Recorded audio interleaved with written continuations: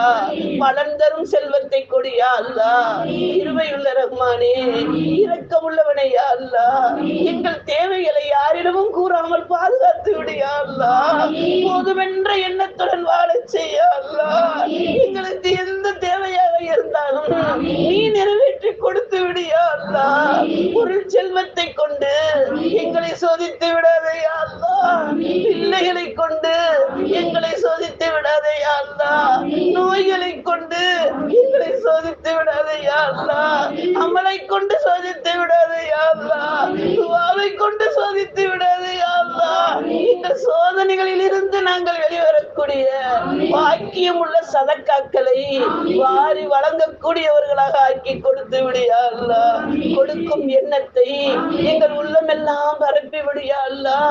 கொடுத்து மகிழக்கூடிய வாய்ப்பை எங்களுக்கு ரிசுக்காக கொடுத்து